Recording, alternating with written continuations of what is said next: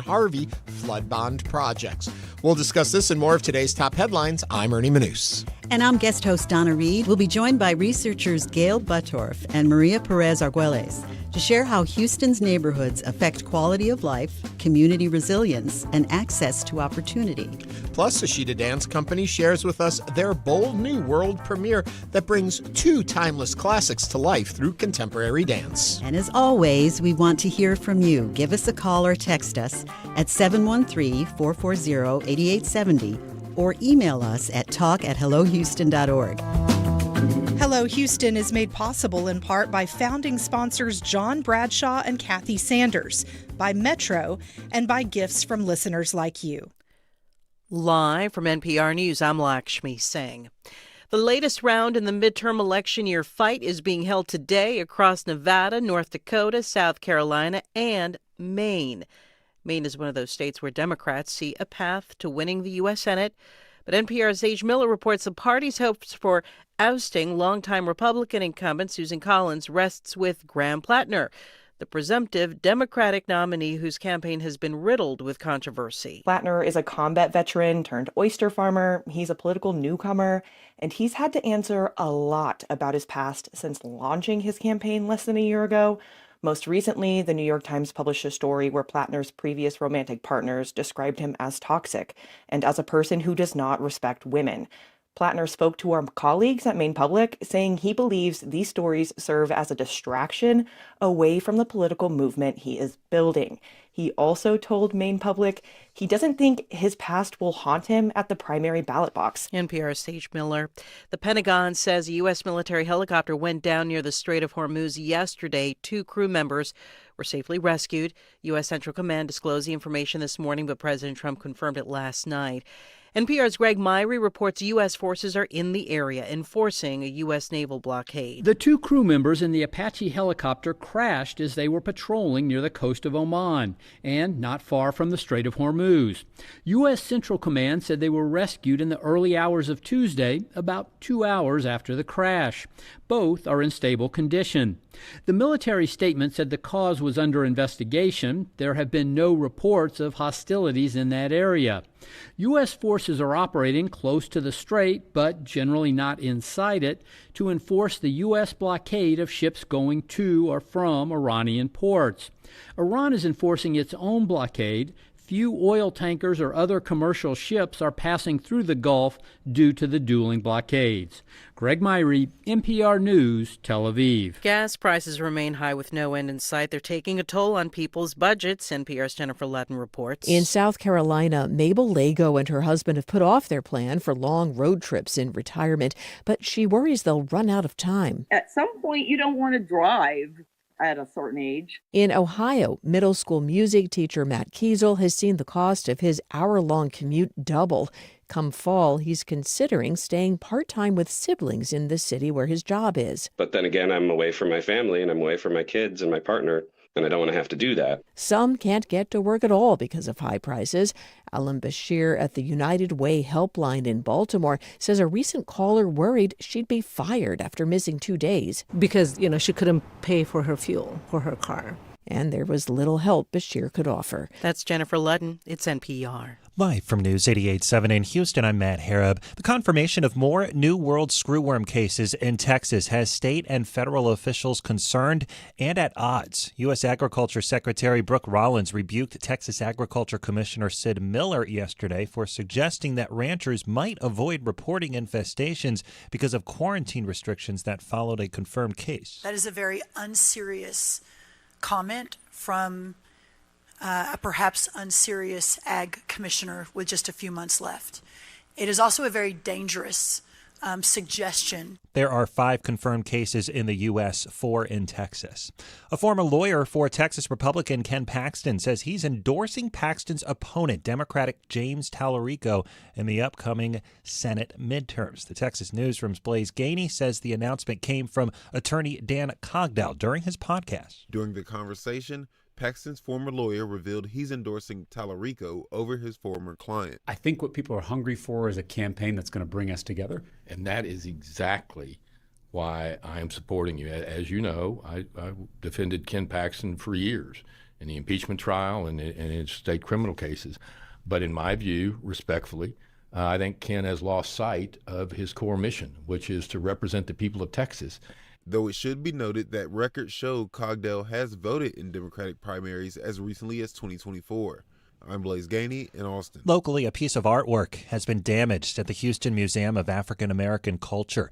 Museum officials did not provide details about the person they suspect. However, the Houston Chronicle reports that staff discovered the damage, which they believe is intentional, and immediately took it away from public view. The artwork has a noticeable puncture and gash along the canvas.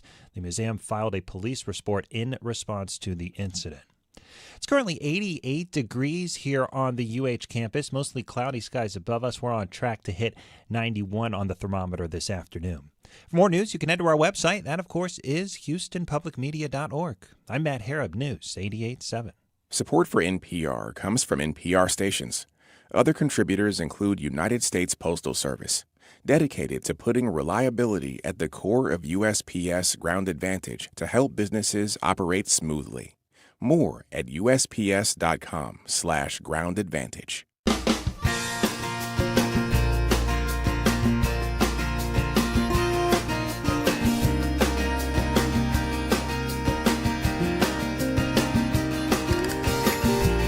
Live from Houston Public Media and News 88.7, it's Hello Houston, an open forum on today's biggest stories affecting Houston and beyond.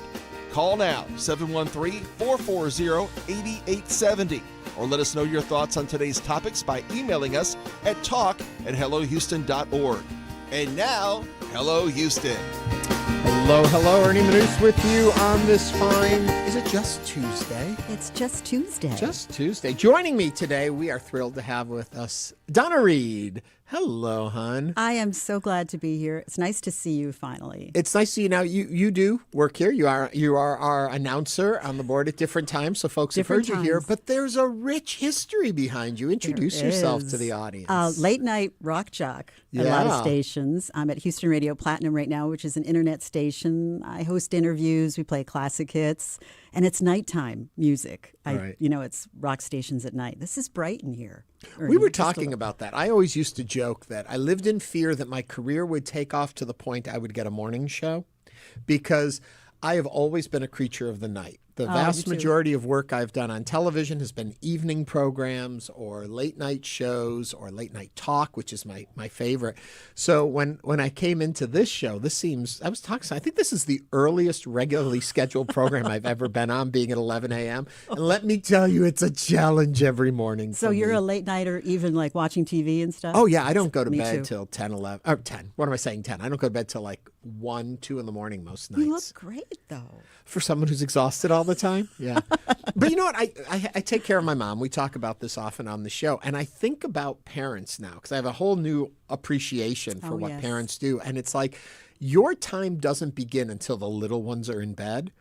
And luckily for parents, if they're little enough, they can be in bed 7, 8 o'clock if you plan it right, but they get up too early. Mm-hmm. I try to get my mom down by at latest 10 o'clock each night.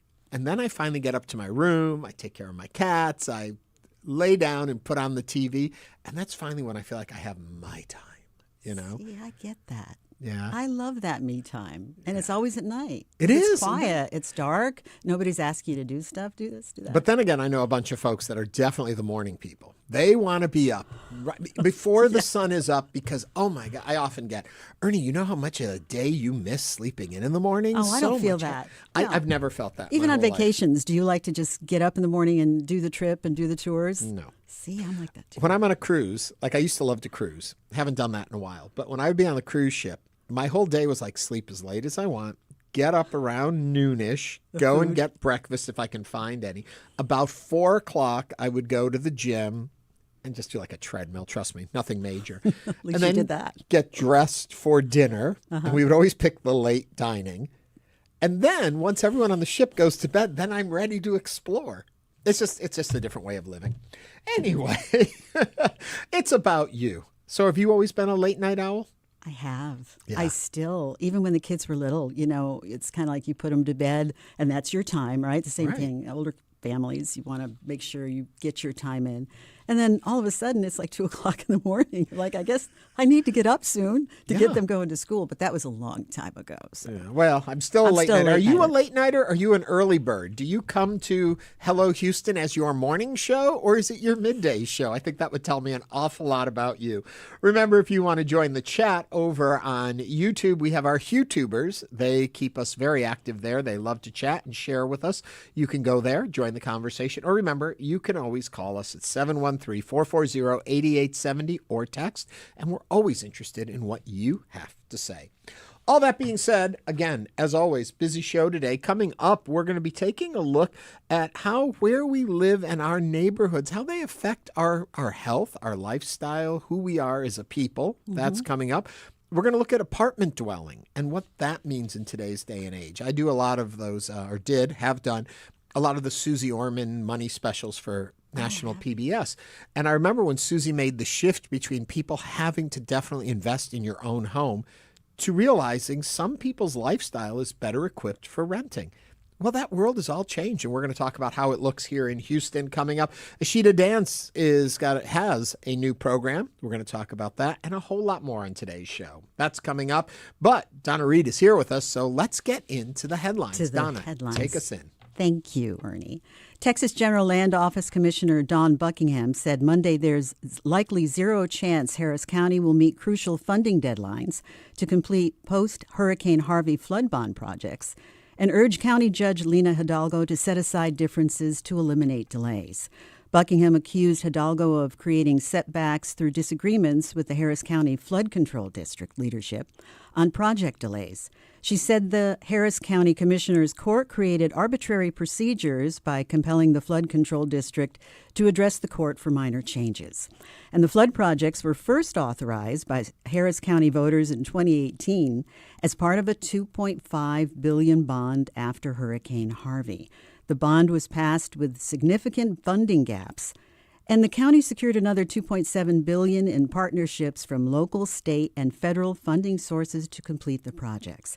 Hidalgo, who did not immediately return HPM's request for comment Monday, has been caught in public feuds with Flood Control Director Tina Peterson over the status of 28 projects outlined in the flood bond.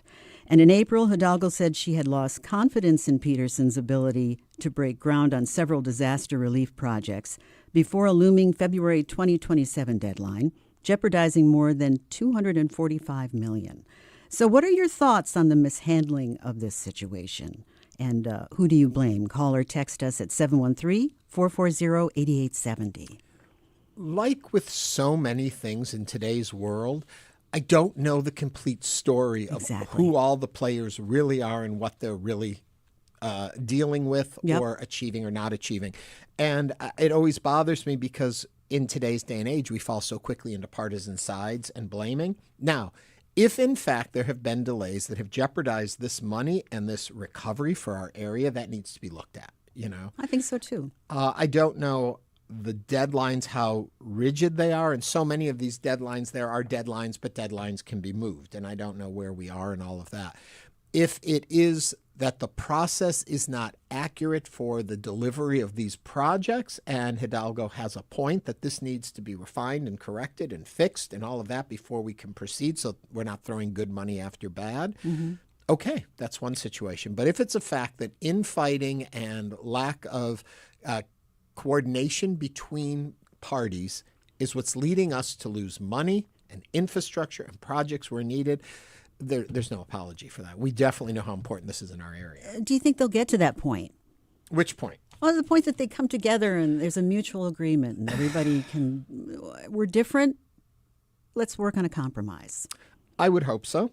And, you know, at the county level, the county commissioner's court has seemed to be having a lot of internal struggles in functioning. It doesn't seem to be that there aren't competent people in place, and it doesn't seem that there isn't funding in place, and it doesn't seem that they don't know how it should work. But there's been so much infighting. And I kind of would hope after now that we know who the candidates are that are running for county judge now, and we're outside of the partisanship of primaries, maybe something will happen, but then we're still in the system of Republican versus Democrat to see who's going to be the final person. Is it going to be Letitia Plummer? Is it going to be Orlando Sanchez? It's finally going to be the judge moving forward. I'm hoping, and for those who know more about this than I do, let us know. What is your understanding of what's going on with this? And if we lose this funding, what does it mean to us in this area? What is the first thing that comes to mind, though, if we do lose the funding? Flooding. Yeah. And see, destruction, that's, you know? Yeah. And after Harvey, I mean, it's just in the back of our mind, and it's always going to be there if you've been here any amount of time in Houston. And I also wonder, has everyone been made whole that suffered from the Harvey situation, all that, and how much of this is infrastructure projects that are also to make whole those who were affected? Yeah. And, I go back to the thing. We talk about this money in very distant terms. It's our money. It is. We pay it all. It doesn't come from anywhere but our taxes. It comes from the money, and the grants and all that you get from federal grants and all that comes from our money too. And so it should be applied where necessary. And once we vote on something, it should be out of the hands of the politicians to play games with it. We as the people have decided whether you like it or not. This is how it's going. That's our system, right? And here I talk of a lot of stuff I may not know all the details of, and that's why I started with I don't know all the little intricate pieces of it. What do you think? Give us a call. Have you seen other situations where folks are playing with things we have agreed upon, and it leaves us as a community worse off than we should be? Give us a call. Let us know what you think of the handling of this situation, and when you hear flooding, does it all of a sudden, is that like a panic button for you? Just even the idea of it. Did you have any flooding with Harvey? No, I did not. I have been very fortunate where I live, and I've been very lucky in not having power outages and such. Mm-hmm. But we had one for a short period of time. But considering the suffering that has happened in our full community, I'm just lucky I live in a place that's right outside of downtown, and there was other development around us. So they put in the storm gathering, the water gathering tanks under the new buildings. We're connected to downtown energy grids. So there's things that have made my location fare better. Was that in place before Hurricane Harvey? It was always really good about that. I don't know. I don't know the area before I moved in there. But anyway, let us know what you think. Okay, I'm going to move on now. Tell us, though, your thoughts. 713-440-8870. Okay, we finally know something. Here's something I can talk about that I think we know. I have to say think, because who knows how that's going to change. It's happening over in California, and it's Los Angeles Mayor Karen Bass will now face off, it seems, City Council member Nithya Raman in the November runoff, setting up a contest between two Democrats for the city's top job. Raman secured the second runoff spot after overtaking reality television personality Spencer Pratt in the final rounds of vote counting. Bass and Raman emerged from a crowded primary field in which no candidate received more than 50% of the vote. We're familiar with that here. The race also drew attention over claims about delayed ballot counting, but elected officials say California's extended process is driven by mail-in ballot verification and counting procedures, and federal officials have rejected allegations of vote count irregularities. Even if maybe there has been a lot of attention of the president saying that there were irregularities and that there were problems, which even led to him walking out of an interview over the weekend with, I believe it was Meet the Press, that's gotten a lot of attention. But this was part of what was at the heart of all that. So what are your thoughts on this race? Give us a call, 713-440-8870. I want to say, though, for folks that are, why don't we know who wins on election night? Why can't we just have that Wouldn't simple it be great thing? just to have that done? The problem is California has allowed for mail-in voting, and I believe anyone can mail-in vote in California. And I'm a firm believer that if your ballot is postmarked by Election Day, you have played into the system fairly. That's what their law says. So then they give it 5 days for the mail to arrive where they're counting it. And that sounds fair. Now, the problem is that there was such a push by the Republicans, especially Trump in earlier days, not as recently, that they didn't trust mail-in ballots. So they said, vote on Election Day, don't mail them in. So when you're counting votes, the majority of Republican votes are in early, and the majority of Democratic, or at least a large number of Democratic votes, come after the fact. It's not a ballot dump. It is that they're coming in that pace. We have to add reality into the equation. Now, if there's a problem with it and there's something wrong, fine, investigate it. But I don't think anyone has seen that. So I know it's hard. I have been in races where we didn't make it through at the last minute, but that's what it's about. You got to count every vote. Every voice matters. What do you think? I kind of like the guy. I mean, how did he not get in there? I mean, he's a reality star, right? But he was so close, much closer than they really? thought he would get. Okay. It was neck and neck there for a while. For a couple days, they thought he was going to get it. See, every vote counts, though. Right. So in that case, it could have been 10 more people coming in to vote would have made a difference. Yeah. Well, and the other thing is that L.A. is a very Democratic city. Yeah. Just as California is a very Democratic state. So as we're watching the governor race there, too, you've got a Republican in second place, which has a lot of people. For a while there was speculation it would be 2 Republicans because there were so many Democrats running that it would weaken the Democratic voice. There were 2 Republicans, and I want to say like 14 Democrats. So even if Democratic Party, you got a lot more votes, the candidates didn't. But as it's turning out, it looks like it's going to be a Democrat against a Republican, and then conventional wisdom will say the Democrat will take it. Exactly. In L.A., there's been a lot of concern over the way Karen Bass has led the city and the fires and all of that and what happened. I have heard very strong arguments there was nothing she could have done. There was a wind, there was the hurricane winds and the fire at the same time, and therefore you couldn't do anything. And others disagree. But, we'll see what they vote when they get to it. We had Braden Arnold wrote in to us and said, I think it's extremely disingenuous that they are sowing all this skepticism about the California election when plenty of other states, like Utah, also take many days to count their mail-in ballots. I agree with you wholeheartedly. I think the difference here is that there was an opportunity for a Republican candidate to come very close to being in this race at the end. And so seeing that taken away from them or not coming to fruition kind of You think that's the reason for it? I think so. I mean, people already jump on that bandwagon or, are they all legit? Are all the votes okay? Right. It's like an immediate response instead of giving it some time. I'm the first to say, if there is a problem, fix the problem. But I also see where oftentimes when we don't see an outcome we like, we find a problem. Isn't that true? And there's been lots of court cases that have said nothing has happened. Okay, I'm going to grab you a couple more tidbits of what's going on in the news. And then I'm reading ahead here. Okay. For those of you who are excited about what is coming this summer, the heat, the conditions, guess what? Bluebell is right there for you. They are bringing back a patriotic favorite for the 250th birthday of America. It's red, white, and Bluebell. It's the 3 flavors of ice cream, strawberry, vanilla, and blueberry in a half-gallon size carton that features the American flag. I'm surprised it's strawberry. I'm surprised it's not a gallon. Oh.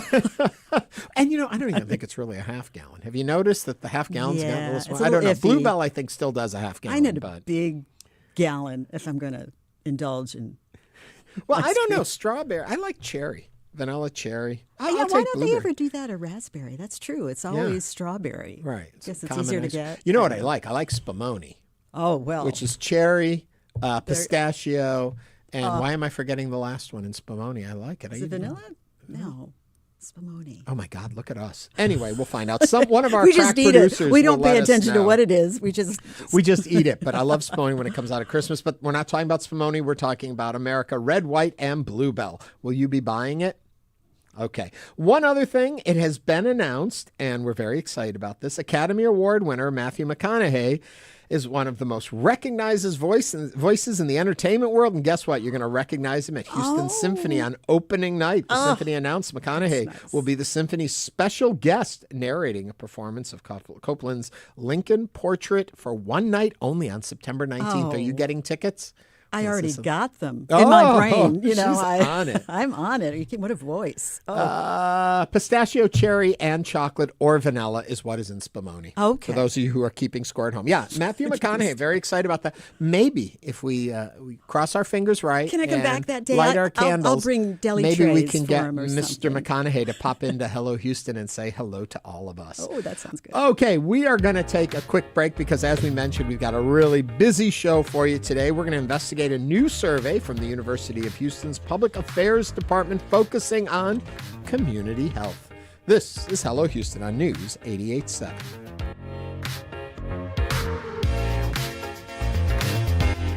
Meet Tio Choco. We just took his keys for the day and gave him a Ride Metro fare card. This is his story. Visit ridemetro.org/Choco to find out where is Choco. A member benefit that lets you stream more of the shows you love anytime. It only takes a few minutes to make a big difference. Become a new member today at houstonpublicmedia.org/donate or call 888-909-0887. Foreign trade zones, areas where companies could import their stuff tariff-free, until the White House changed the rules. For those of us trying to make stuff here, having a slight advantage in being able to do that would be great. But when that's not even happening, it's like, well, what is the point here? I'm Kai Rizdal. This economy brought to you by the letters F, T, and Z. That's next time on Marketplace. You can listen to Marketplace coming up tonight at 6:30. On July 4th, 2025, one of the deadliest floods in U.S. history tore through the Texas Hill Country. It was neighbors helping neighbors. We did our own search and rescue. After the Flood is about their stories. Find it wherever you get your podcasts on June 24th. Tonight on Houston Public Media TV8, American Experience presents Woodstock, 3 days that defined a generation. Celebrate the defining moment of the counterculture movement.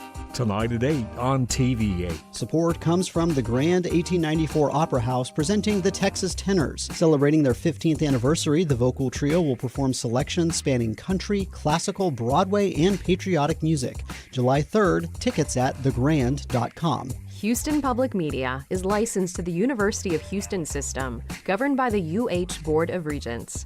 Information about open meetings, dates, times, and locations is online at uhsystem.edu.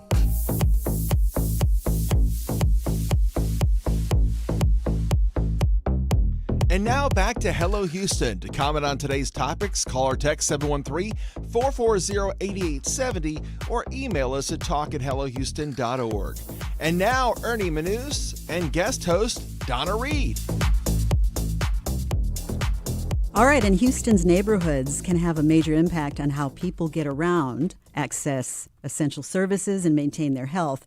A new study out from the Hobby School of Public Affairs takes a closer look at how residents view their communities, from transportation and green spaces to food access and mobility challenges, and how those factors shape community resilience and affect some of the region's most vulnerable residents. So joining us today to talk about these findings in the study are Gail Buttorff, Associate Director of the Center for Public Policy at the University of Houston, and Maria Perez Arguelles, Research Assistant Professor at the Hobby School of Public Affairs, who helped lead the research. Gail and Maria, welcome to Hello Houston. If you would like to join the conversation, call or text at 713-440-8870. I love the idea behind this survey. It starts off with where we live shapes how we live. And talk to me a little bit about the exploration of this concept. And I would think people have explored this before, but it seems like it was something that needed a deeper look. Yes, exactly. We wanted to look deeper into specific characteristics of the built environment, which is how we call where we live, the buildings we see, the green spaces, walkable spaces, infrastructure, transportation, and see how that specifically affect people's lives and what people think about those in their different neighborhoods. It's interesting you say that. When I lived in Chicago, I lived along the lakefront on the north side, and in the morning I would get my bike and ride into downtown where I worked. And I used to think, what a beautiful city. I have the lakefront here, the skyline in front of me. I'm riding through a park. And one morning I stopped and thought about it. I thought, there are so many people who don't live here. They have a whole different experience of Chicago. And it started me thinking about exactly what you studied, how you perceive where you live, how it impacts who you are in the way you envision yourself. In Houston, do we see a big divide in that? Is Houston the kind of city where people are separated so from the city itself, or is this a city where we all kind of mingle in different communities? Well, I think both are true to an extent. For the latter part, we do see the advantages of built environment vary quite systematically across Houston neighborhoods. So not everyone lives in an area with good sidewalks, that are accessible for wheelchairs or strollers. Not everyone lives in areas which are safe for biking. or have ready access to public transportation. So I think, we do live fairly segregated still in Houston, and we see these sort of disadvantages in terms of the built environment vary in ways that we might expect across Houston neighborhoods, right? The famous Houston Arrow does pretty well in terms of the built environment. Explain the Houston Arrow for people who don't know what you mean. Yeah, Maria, you want to take it's that like one? if you drew an arrow going from the west side of Houston to the east, and the top of the arrow, the top right of the arrow, where it's pointing to the east, is getting to the downtown. So that goes, and the arrow is drawn under Highway I-10, if that makes sense, pointing to the east side. And then we also describe like the shoe horse, what is around that arrow, and that's like the most segregated or places where we see a lot of inequalities usually in our data. So and overlapping inequalities. Basically, the land of plenty is in the arrow, and those that are in more need are in the horseshoe around. Right. Exactly. And why one of the reasons we wanted to do this set of survey questions as well as highlight the built environment is that, we see so many overlapping disadvantages here that, there are, we also have what's known as the Houston heat map. It's not ours, it's different organizations. But, these areas that have poor green space, have poor walkability, poor access to public transportation also tend to be the hottest. And so these all are sort of stacked disadvantages in particular Houston neighborhoods. I don't know if your survey went into this, but do those in the more cut-off areas, the lower advantaged areas, do they feel restricted to those areas? Do they feel the sense that this is where they will stay, or do they see the movement between areas and therefore can take advantage of what's outside of their particular environment? We haven't really asked that, but in this survey, there were some questions like, for example, when we ask about food environments, we saw that across every neighborhood, every kind of population, people rate food environments as really good. They not only rate them as good, but they also consider them really important. So depending on the factors, we see that they do feel like some sense of like they're contained to their neighborhoods and they like what they have in their neighborhoods. Is it driven by economic factors that the resources that, which seems out of sort in some ways, those that can afford get more and those that can't afford who need more get less? Do we see that materializing? And then how does that impact health, longevity, things like that? Well, yeah, I think we do see that pattern here in Houston, where the neighborhoods that desperately need more targeted investments aren't the ones that probably are not getting it on a regular basis. But that's why we do these surveys and highlight these results, and it does for sure impact health, right? If your neighborhood, if it's easy to go out and take a walk in the evenings, right, you are probably more likely to do that. Where if it's much tougher to do that, right, you don't have sidewalks, you have a lot of traffic, right, you have the rail crossings blocked or whatever it might be, right, that is going to impact your health, both your physical health and as well as your mental health. What surprised you the most about the findings, and why? Well, one of the surprising findings, to Gail's point, was about walkability. So people rate walkability as highly important, but in general, they don't have walkable spaces. So this is something that's interesting because it can be due to many factors. We need to explore further, but heat could be one of those, infrastructure, a lack of green spaces, and so on. So what's the first order of business then as these results come to the public and we can change neighborhoods and environments? Well, I think one are some of the ongoing efforts to highlight the differences in the built environment, whether it's access to shade, right? Do you even have a bus stop? One, but is your bus stop shaded, or are you standing in the 90+ degree heat without any shade or shelter from rain or heat? That's another thing. So we can sort of use all of what we've been collecting ourselves and other researchers to target investments to access, to improve sidewalks. That's a huge thing, as well as bikeability and access to public transportation.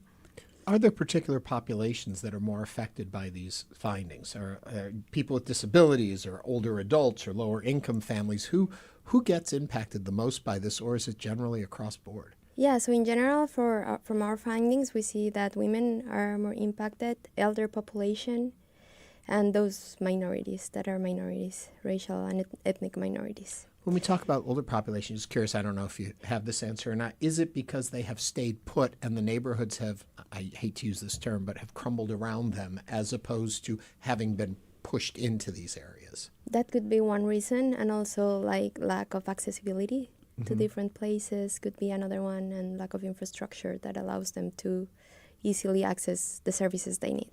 Gail, if I read this survey, what do you want me to take away from it? Well, I think the point we've been discussing and our main takeaway is that, some neighborhoods have good food, access, and green space, but a lot of the neighborhoods are missing some key features, and Houstonians want that. And our survey highlights that, but also previous surveys that people want to live in areas where, that are livable, right? That they can walk to grocery stores, walk to food, have a sense of community in their own neighborhoods as opposed to having to drive to have that sense of community. Do you see some areas where there's residential and offices and restaurants and apartments all in the same area? I know there's places in Houston that are like that, but is that going to be the new Houston down the road, say, looking 10 years ahead? I don't know. We'll see. But we do see differences in perceptions regarding like places that combine these mixed structures with suburban areas, for example. Okay. So we do see differences in responses. So we'll see how that. Be interesting to see what happens if people like, the tree-lined streets in a residential neighborhood, or next to the HEB, or next to a shopping center, or they go drop off their mail or whatever, all in one place. I guess that's city living, but some cities have a residential feel, and then some have the big skyscrapers, and everything is close by, and you don't have to drive a car. That's what our data and previous surveys have shown, that people want, not just in Houston but around the country, is they want to live in spaces like that. Yeah. The borders or the boundaries that keep people in place, that define neighborhoods. We hear a lot when they're talking about the redevelopment of the highway system that goes through downtown now, that moving these to make flow of people easier to. Do we find in the survey and talking to people that that's what limits people? A railroad track going through a community, a highway there that then separates communities, that if that wasn't there, would there be more movement between neighborhoods? Or are we just kind of creatures of habit in our own community? Yeah, I think that now that's not so much the main thing, like the highway, because we know that highways are important in Houston and we need them because it's a sprawl city, so we need them to connect between places. So I think, it's not that. That's not the case anymore. But they make those barriers that you don't cross, I assume, or do you? If you live on one side, do you cross under? Do you? Well, I think a great example are the 59 bridges. Yeah. Right, where they put these. I mean, they're also for cars, but pedestrians use those bridges all the time to cross into like a more green space, walkable neighborhood on the south side of 59 to, more restaurants and museums or what like HEB and everything on the north side. So, people use that, and there are features you can put in place that people can then cross these highways, because if you didn't have those bridges, you would it would be a much longer walk and much more difficult, and you wouldn't have that cross 59 traffic. As weak an analogy as it is that I think of is what they did in Memorial Park, is that creating those land bridges so that the wildlife could cross over these roads that kind of had blocked them from being able to move. And I think, well, for people too, if there are all these barriers we build that keep you in a neighborhood, if we had more ways to break through that, would we see a flow more so? And we see those bridges, right? People are using both sides of the park now, and using the bridges themselves to exercise and hang out. So when you draw, and I'm going back to the arrow and the horseshoe and stuff, what is keeping those as boundaries? Because on one you did say I-10, so I think that kind of has some play in it. But how do we, and is the goal to break that down so there is more flow, or is it to redevelop these other areas so that you don't need the flow as much? Yeah, that's actually one of the points of our research. Try to highlight those differences so that more development, more policies are in place so that this is not as pronounced. But there's more development, investment in that horseshoe which we keep seeing highlighting and popping up as high inequality. And I want to remind everyone we're talking for a Center for Public Policy at the University of Houston research survey into what separates our communities and the disparities we see between communities and how it affects your life. And if you'd like to join the conversation, give us a call, 713-440-8870. It's great talking with both of you. There's some places in Houston I'm getting in my mind's eye, especially the bridges you talked about with the animals and having people walk by. That's just, I mean, looking at Houston in the future, I mean, what can we anticipate after this study? Or will there be even more studies? yeah, and so what we start doing is like producing general results for the whole Houston metropolitan area. So we give an overview of how it looks, but we have enough data that we can dive deeper into communities, neighborhoods, specific places. So that's the next step, like look deeper into this, like make zoom to these areas Do of we interest. see a difference in folks that are in the, I don't want to say the haves and have-nots, but the better developed communities with more access, that they view Houston differently than those in communities that don't have that resource? Is there a general Houston love no matter where you live? Is there a criticism of Houston no matter where you live? Or do these disparities impact your view of the city you live in? I think they probably impact the view of the city because it's going to be harder for you if you live in an area that lacks resources. It's harder for you to commute or to find good grocery stores and stuff like that. So it does make a difference. Do we see a way in which that dissatisfaction is funneled out? Is there a belief in, if you have more of these resources, if you have access to these grocery stores, if you have access to shade and walking and parks, that you see crime and poverty and things like that decrease? Are those things tied together, do you think, or is it the opposite of that? Well, in theory, yes. Like where there's more light, more green spaces, more light, there's less crime. Mm-hmm. But that's why we ask this question specifically about perceptions, because we want to know if people do feel that. And what do they say in your perception So questions? I think it's actually pretty aligned with views of people. Like they do have a more positive perception of their neighborhoods. Although for some questions, specifically on mobility and transportation, we see that overall, people feel there's a lot to do in that area. I bring that question up, though, to illustrate for listeners that it's not just about some other neighborhood, that if that other neighborhood is improved, it improves the life experience all across the region. Yes, it matters because it's everything about daily life, right? How you get to work, whether you can get to a doctor, you can make your regular appointments, how much you spend on transportation, how much physical activity you can get.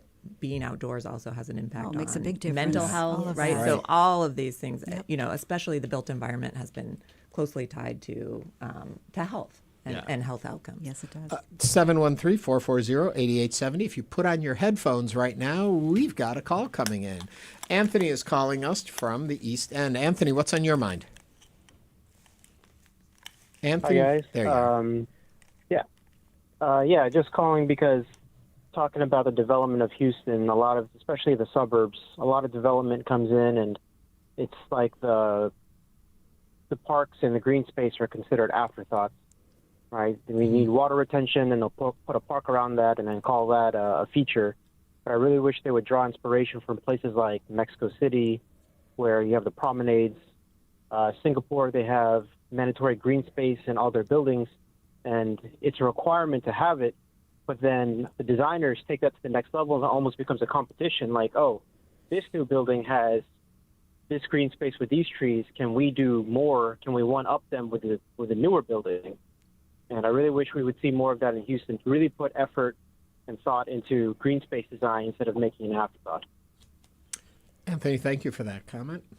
No, it's a great comment. I think one of the things, actually, our Masters of Public Policy students, our capstone students at the Hobby School, did use some of the results from the Space City panel to look at green space. And one of the things we discussed was that, yes, you may have a park in every neighborhood, but all parks are not created equally. And, one of the things that Anthony brought up was developing this so it can be used, and it's not just this feature you can tick off, but is it really allow for recreational activities? Does it really help cooling?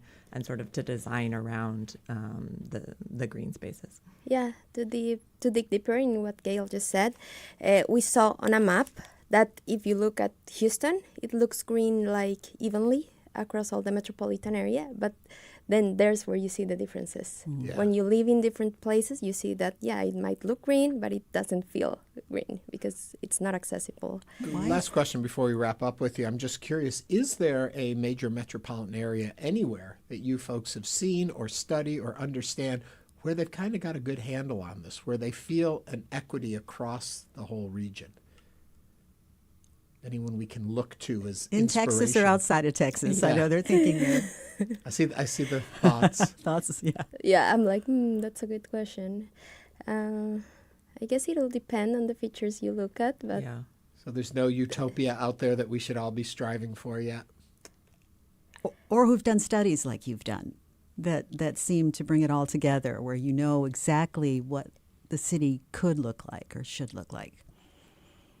Or utopia, which also sounds nice. Doesn't utopia sound great? It's Spumoni. I will let you think on that. Yeah, we're like, I think of cities as having like really great features, but I'm stumped on a feature city that has all of them. I don't want people to think we stand alone in these problems and that this is something faced across the board, and I'm sure we're all looking to find a place who figures it out. And we shouldn't take away from this report that Houstonians view Houston as negatively, right? They rate features of their neighborhoods very positively. We just see this important gap that we think is worth highlighting. Yes, but in general, the views are positive, like across all built environment categories. So more shade and more trees. Exactly. I think that's the big thing. Well, thank you for coming in and sharing the study with us. Thank you for having us. Gail Buttorff is the Associate Director of the Center for Public Policy at the University of Houston, and Maria Arguelles is a Research Assistant Professor at the Hobby School of Public Affairs. Thank you both for coming in today. Thank you. Coming up, ISHIDA Dance's upcoming performance at the Asia Society. We're talking about that. Stay with Hello Houston.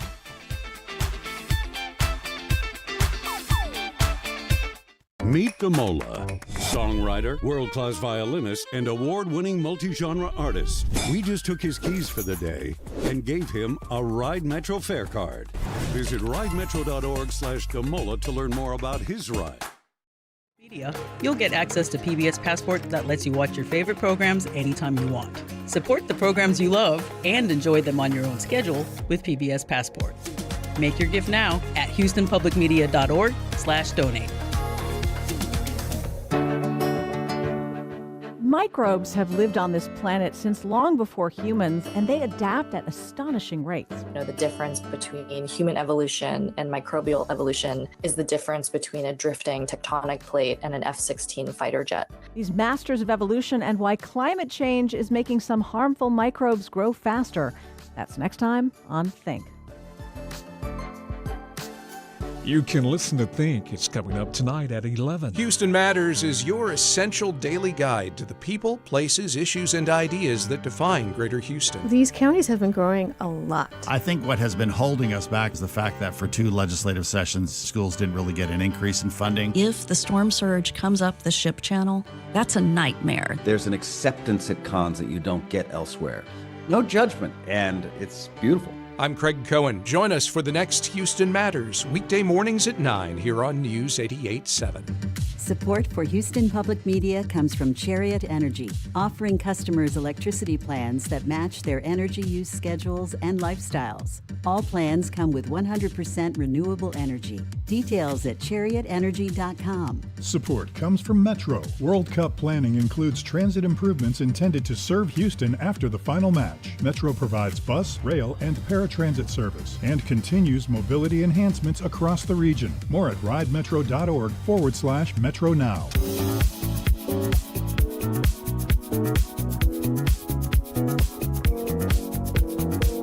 And now back to Hello Houston. To comment on today's topics, call or text 713-440-8870 or email us at talk@hellohouston.org. And now Ernie Manous and guest host Donna Reed. Starting Thursday, the nationally renowned dance company ISHIDA, which is partially based right here in Houston, will present a bold world premiere contemporary dance, a double bill they're calling Waiting Rex. an emotionally charged diptych. Is that how we say it? Diptych? Of the two classic works, playwright Samuel Beckett's tragic comedy, Waiting for... We're settling on Godot right now, so we talked about that. And Sophocles' famous Greek tragedy, Oedipus Tyrannus. Telling us more, we're joined by Seetha Kulandaisamy and Director of Development, ISHIDA Dance Company, and Texas-born dancer, Helen Clare. Seetha, Helen, thank you both for joining us. Thank you. Thank you. Okay, first of all, you had to pick two names that I'm going to have trouble pronouncing back and forth. It's Seetha. Oh, Seetha, and yes, then a third. no worries. There we go. Yeah. We'll get there. If that helps. Mine's a double name, Helen Clare. Helen Clare, right. We got Helen Clare, though. Yeah, you got it. So we're that far along. First of all, tell me about ISHIDA Dance Company. I know you've been here with us before, but tell us about the company so people know who you all are. Sure, yeah. Well, I'm newer with the company, but the company's been around since 2019, started here in Texas, under the direction of Brett ISHIDA. She was originally born in California, but she is an incredible dancer, went to the American School of Ballet, danced with the Montreal Ballet, and has done commissions for Houston Ballet, Washington Ballet, and so she started this company in 2019 here in Texas to bring very exciting contemporary dance here. And we've been putting on 2 shows a year since then and somehow made it through COVID and are still going strong. Monumental. That's an interesting point you make, because getting through COVID for so many performing arts organizations was very difficult. People think that you all sit on a huge pile of money, and that's not the truth. You need to be in production. You need to be working forward, and so to have that period of time. Helen Clare, tell me about what the joy is of dancing with this company. Well, for me, it's a really special opportunity because I left Texas when I was 12 to go to ballet school and then moved to Europe and have danced there for 11 years. And I've always wanted to perform in my home state, but there was never contemporary work that compelled me enough to come back. And so when my aunt sat next to Brett on the plane and we got to know each other, it's very serendipitous. She said, "Are you available?" And I researched the company and I was like, I can't believe I didn't know about this. Like, this person is bringing contemporary work that interests me so much that I aim to do in my career in Europe. And so I was just like, so joyful to be invited and to come perform in my home state for the first time. So tell us about the program. Yeah, so it's an exciting 2-piece full-length feature, all of Brett's choreography, and it is in 2 parts. One is Waiting for Godot, translated into dance, of course, and the second is Sophocles' Oedipus. So it's called Waiting/Rex, and yes, it's bringing into movement this incredibly complicated and psychological dialogue. And we have these incredible dancers that are putting it on the stage in a way that has never been done before. Talk to me a little bit about these 2 pieces and how they work together and why they work together. Sure. So I think the overarching theme is, well, and this is true of all ISHIDA shows, is we explore human psychology through dance. And it's something that's unique to ISHIDA. Brett actually got her MFA in poetry and writes her choreography from a script originally, and then translates it into choreography and into dance. And so that's something that's very unique to us as a dance company and her choreography, which I'm very excited about. And the kind of overarching theme is, yes, waiting and also blindness, what we don't see in the midst of our, just our human existence. Godot has a very absurdist component dealing with the just existential nature of existing in the world. And Oedipus Rex is, he, for those that are familiar with the story, it's a daytime story to tell. It's a little complicated, he makes some mistakes, and There's some drama for sure, and challenging dating life there too. A little bit, some mistakes. But coming back to just understanding our own existence as human beings and how complicated it can be, and the beauty of it through dance is that it becomes visceral, and we get to experience that live with the audience and the dancers, and that's something very special that we're excited to share. Is that the high point of the performances, is when you see the audience while the performances are going on? I mean, do you glance and see everybody in those first couple of rows? Oh my gosh, yeah. I mean, I don't do dance with them, so I get to be amongst the audience. I'm privileged to be amongst the audience, and there's a lot of gasps and awes, and it's really incredible. I don't think many people have gotten to experience that in Houston. Talking about the dance itself, I'm curious how much you have to know and are storytelling, and how much are you thinking technically of the movements and the flowing between move and making a cohesive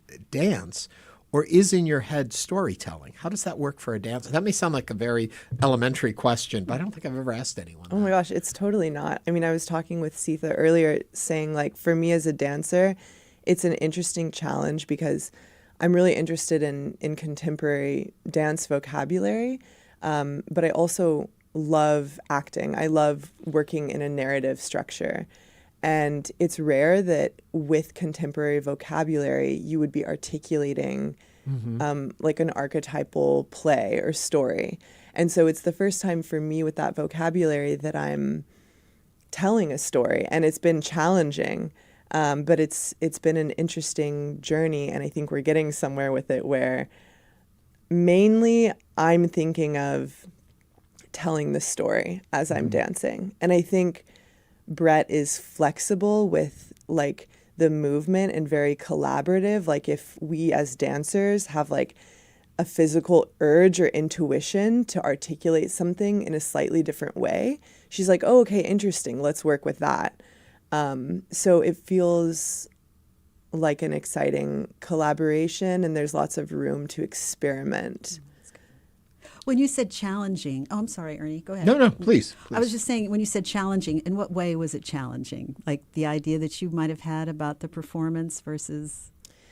I think that what Ernie said before, are you thinking about the technicalities or the narrative? Well, I want to be thinking about the narrative, but in the beginning, of course, you're thinking about the technicalities. Mm-hmm.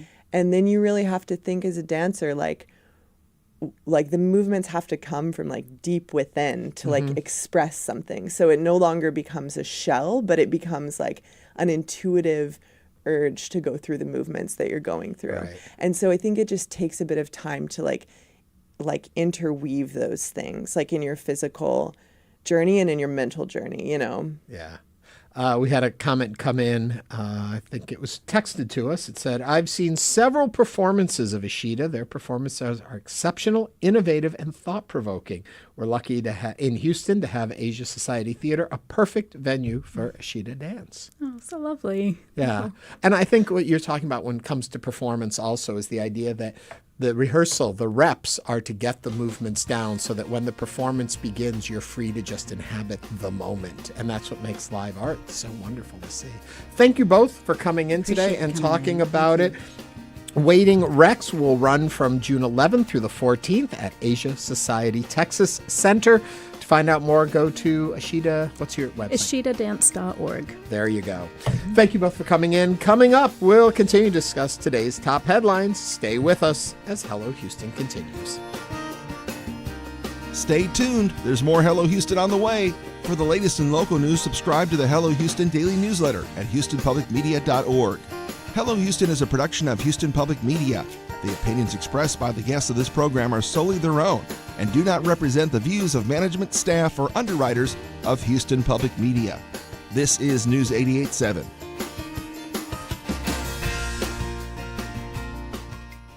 Support comes from the Dan L. Duncan Comprehensive Cancer Center at Baylor St. Luke's Medical Center, offering comprehensive cancer care that is compassionate, personalized, and driven by clinical research. More at stlukeshealth.org/cancer. Slight chance of any rain today. Will warm up to around 92 for the high. Currently mostly cloudy, 88. This is your NPR station, KUHF Houston, News 88.7, a service of the University of Houston. It's 12 o'clock. Just ahead on this hour of Hello Houston, NASA has announced the new Artemis III crew, and we'll check in with HPM reporter Michael Atkinson live from Johnson Space Center for all the details. We'll discuss this and more as we continue diving into the top headlines of the day. I'm Ernie Manous. And I'm guest host Donna Reed. We'll also learn from Colliers' Deandre Prescott about what's happening in Houston's apartment market and what falling rents, new construction, and changing development patterns could mean for renters. Plus, Mental Health America of Greater Houston is here to discuss the challenges Texans face in accessing mental health care and how a new program aims to connect people with the resources they need. Also, we want to hear from you. Give us a call or text us at 713-440-8870 or email us at talk@hellohouston.org. Hello Houston is made possible in part by founding sponsors John Bradshaw and Kathy Sanders, by Metro, and by gifts from listeners like you. Live from NPR News in Washington, I'm Lakshmi Singh. President Trump says the U.S., quote, must respond to the Iran attack that downed a U.S. helicopter.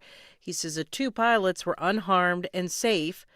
On social media, Trump writes he was informed that last night Iranian forces shot down the Apache helicopter while patrolling over the Strait of Hormuz, adding on Truth Social that the U.S. must respond to this attack.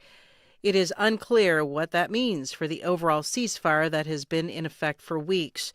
Israeli attacks on Lebanon's coastal city of Tyre have killed at least 8 people. Now Israel is warning that it could strike the Christian Quarter. NPR's Jana Raff reports Tyre's historic old section has been the last remaining refuge for those still in the city. Israel has been attacking Tyre for the past 2 weeks, saying it's targeting the militant group Hezbollah. But it left the mostly Christian section near the city's Roman port and areas around it untouched. Tuesday morning, Israel's military spokesman issued a warning in Arabic. Avihai Adra'i said he was addressing residents of Tyre, including the Christian Quarter and surrounding neighborhoods, urging them to evacuate urgently. He said the move was in response to Hezbollah attacks in Israel. Hezbollah has been fighting Israeli forces that have occupied southern Lebanon, but is also launching attacks on military targets in northern Israel.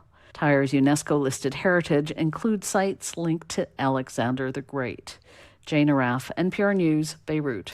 It's primary day in several more states. In South Carolina, the contest for the Republican gubernatorial nomination features a crowded field with no clear frontrunner, even with one candidate receiving President Trump's coveted endorsement just days ago. South Carolina Public Radio's Gavin Jackson has more on the governor's race. Lieutenant Governor Pamela Evette is a longtime supporter of Trump. Now she has his support in her bid to become the next governor of South Carolina. But the president's blessing doesn't make the primary a slam dunk. In his endorsement, Trump alluded to the idea that Governor Henry McMaster's son could be Evette's running mate, a plan denied by Evette and derided by the 4 other Republicans in the race. Her biggest challenger is 4-term Attorney General Alan Wilson, who occupies a similar political lane, emphasizing his support for the president. Congresswoman Nancy Mace is also on the ballot. The race is widely expected to go to a runoff, with no candidate likely to get above 50% plus 1 vote. 3 Democrats are vying for their party's nomination. For NPR News, I'm Gavin Jackson in Columbia, South Carolina. NASA selected a new crew to head up the next Artemis mission. 3 Americans and an Italian will test test landers from Elon Musk's SpaceX and Jeff Bezos' Blue Origin for the first time in space. The Artemis III astronauts are Randy Bresnik, Frank Rubio, Andre Douglas, and Luca Parmitano.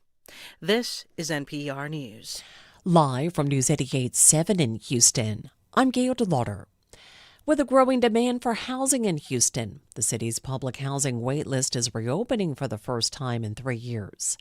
News 88.7's Sonia Kinyua has more. Housing Alliance HTX will allow applicants to apply to join the waitlist for 8 public housing properties from June 22nd to July 6th. When the application period closes, the agency will choose applicants through a randomized lottery system. Davita Thomas is the pre-admission manager at Housing Alliance HTX. She says the agency has about 8,000 families on the wait list, with the same amount of spots available to be filled. We really are trying to get the information out to the public right now so that people have a chance to go ahead and register and create their profile on Rent Cafe. That is our application portal. That way, if there's any technical issues, they can get those resolved. The lottery only applies to the 8 public housing waitlists. Applicants can expect notification on their lottery status in July. I'm Sonia Kinua, News 88.7. There are now 5 confirmed cases of New World screwworm in Texas. U.S. Agriculture Secretary Brooke Rollins says they're concerned about the threat to the cattle industry, but the food supply remains safe. Housing Alliance HTX will allow applicants to apply supply system. This is not a virus. It is not a disease. It is a pest. And so we obviously are treating it as such, but the food supply system remains intact and couldn't be safer. The USDA is now deploying resources in Texas, including animal quarantine zones. NASA has picked its crew for the upcoming Artemis III mission. Commander Randy Bresnik, pilot Luca Parmitano, and mission specialist Frank Rubio and Andre Douglas will lead next year's mission. It will test lunar landers' capabilities. The Astros continue their series against the Angels in Los Angeles tonight. First pitch is just after 8:30. Partly cloudy skies this evening, low near 78. Tomorrow's high around 90. Heat index will make it feel like it's about 102 degrees. I'm Gail DeLauder, News 88.7. Support for NPR comes from NPR stations. Other contributors include Fisher Investments. As a fiduciary, Fisher Investments is obligated to act in their client's interest. Learn more at FisherInvestments.com. Investing in securities involves the risk of loss. This is NPR.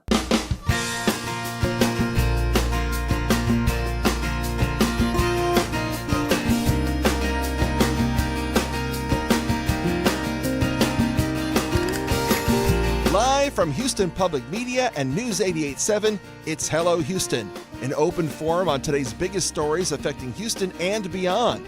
Call now, 713-440-8870, or let us know your thoughts on today's topics by emailing us at talk@hellohouston.org. And now, Hello Houston with Ernie Manous. And joining me today in the guest host seat is the one and only Donna Reed. Thank you, Though Ernie. some will say there's probably been other Donna Reeds. No, there's only one. Only Ernie. one? Okay, and you're the one. I am the one, the rock and roll homemaker. This is it. This is it. And you're in with us today, and we are so lucky to have you. When you talk about being a rock and roll homemaker, the first thing I always think of is rock and roll is late night. Rock and roll happens in the evenings. I've often said nothing good happens till the sun goes down. That's been my philosophy. Okay, yeah, you're probably right on that. So earlier in the show, we asked folks about, are you an early bird or a night owl?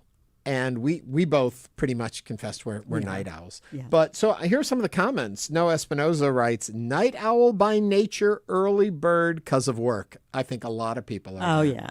There have been a lot of studies done, though, about with students and children about, your circadian rhythm. That's getting it. that right? No, yeah. Some people are prone more towards evening. And that's very unfair in the way our school systems are set. That you have to. For me, that was always hard. I've never been good first thing in the morning. I can be if there's a reason. Like, I knew I was going to be here with you, so it was like, I got up at 6. No, I'm just kidding. Okay, 6:15. Then I know I have direction. I'll get up early. But other than that, if I could sleep in, yeah, I would. And now they're finding sleep studies saying how sleep is so important. And then that makes you go, I can't watch BritBox at 11:15. But you can. Night. Braden says, I'm a night owl through and through. It doesn't matter how much sleep I get. I suck at getting up early regardless. I'm right there with you, too. Yeah. My British computer guy, a regular contributor. He's our #1 contributor over in our HuTuber group on YouTube. He says, night owl. I got used to staying up late working on side projects during COVID, was never able to retransition back to a normal schedule. Oh, wow. That's interesting. So we put a poll up. Are you an early bird or a night owl of our HuTubers? And you've heard those comments. You've heard the two of us talking. Well, guess what? We're in the minority. 54% of our poll takers say they are early birds, with only 46% being night owls. We're just schlubs. I don't know. What are we then? I If don't we're just know. we're multitasking. Can we put it in a positive light? There was a circus that came to town one year, many, many, many years ago. And my whole thing was, ever since I was a little kid, I loved the circus. And they were a circus that was actually going to have the tent set up with the use of elephants, pulling the poles and all of that. And I was like, I want to go see this. I'm like in my 30s. We're not talking about me being a little kid. And they do it early in the morning. And all of my friends were like, there is no way you are going to get up to. I was up at 4:30 in the morning, got donuts, went to my friends. I'm like, okay, let's go. Let's go do it. When you have a mission. If you got a mission, I think I can get up early. But for the most part, catch me in the evenings. If I'm texting you, it's usually after 11 o'clock at night, and all my friends get very mad at me. I'm glad to know I'm not the only one. That makes me feel so much better. Well, I can text you late at night. You can. Yeah. It's amazing. I love when I find a fellow night owl. I'm there. I do like night owls.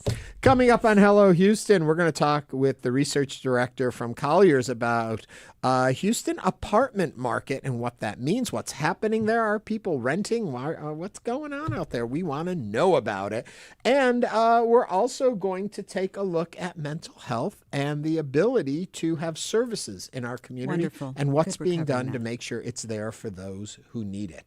So we're going to be talking about that. Plus, the headlines of the day are going to come in. And also, there's stuff going on over at NASA. So, Donna, take us into the headlines. This is so exciting. NASA announced the Artemis III crew this morning as efforts toward a moon base continue. The Artemis III mission has a current targeted launch date of late 2027. The next astronauts head toward the moon will follow in the footsteps of the Artemis II crew, who made history as the first team to fly around the dark side of the moon. And joining us now from Johnson Space Center is Houston Public Media reporter Michael Atkinson. Call or text us if you have some comments, 713-440-8870. Michael, what are you hearing out there? Hey, guys. So the 4 members of the Artemis III crew were announced today. I'm going to read off those names one by one. We've got NASA Commander Randy Bresnik. Piloting the mission is going to be from the European Space Agency, Luca Parmitano. He's from Italy. And the mission specialists for the team are Andre Douglas and Frank Rubio, both of them from NASA. It's a 4-person crew. They've got one backup. That's going to be a man by the name of Bob Hines. And if you're noticing from this list that I've read out, those are all men. And that's something that was hard to not notice as we were sitting there at NASA watching this crew come out. I spoke with the NASA administrator, Jared Isaacman, afterward, who talked about, I asked him about the diversity of the crew. They're obviously all very racially diverse, but they're not, they're all men, essentially. And so I asked Jared Isaacman about that. And one of the things that he noted was that the astronaut corps is a very diverse body. They have more majority women in the most recent class. And he said that nobody should read into the selection of these 4 astronauts being men. It's interesting, though. When you were reading the names, that was the first thing that I noticed, was that they were all of the male species. I think, though, in some ways, what is their mission to be this time? They are, as I understand, they are not going to the moon. So what are they doing? Right. So they're not going to the moon. That's correct, Ernie. So essentially what's going to happen with Artemis III is if you go back to the Apollo era, there were very I hate to call them filler missions, but you had the big missions that went to the moon, like we had with Apollo 8, Apollo 11, Apollo 13.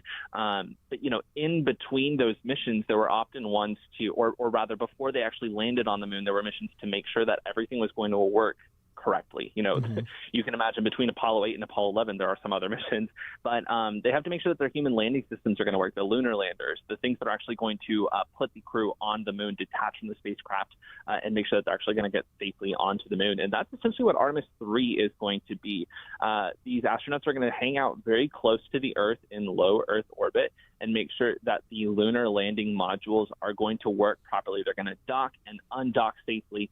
Emergency responses that they can only test in space are going to work properly. These human landing systems are contracted from SpaceX and Blue Origin. That's been in the work for several years. And so these are not exactly NASA modules that are going to be landing. And so they want to make sure that everything's going to work properly. And that's what these 4 astronauts are going to do.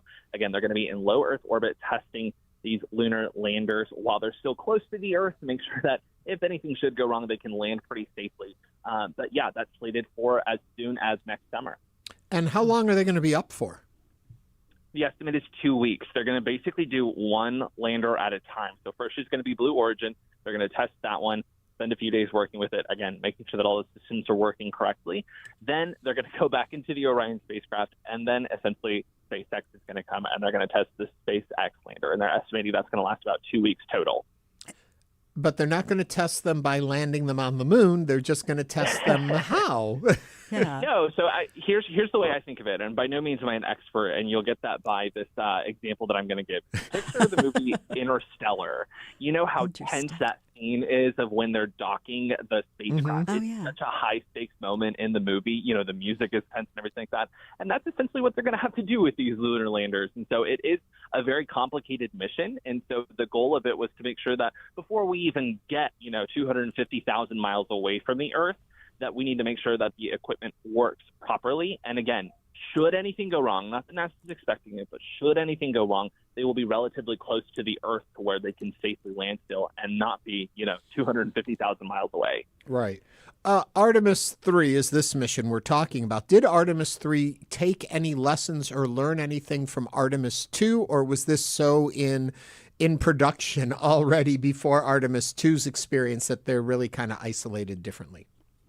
Yeah, I'll answer that in a couple of different ways. So the first way that I'll answer this is that this is a very new mission. This mission was not on the books, prior to this year. This was added in. Let me phrase that in a different way. Originally, Artemis III was going to be landing on the moon, but earlier this year, NASA decided that they were going to add another mission to make sure that everything was working properly, as we've been talking about, and making sure that they're not taking any unnecessary risks. So they added this mission in a few months ago to do this sort of test mission. So now Artemis IV is going to be when they land on the moon, and that is slated for 2028.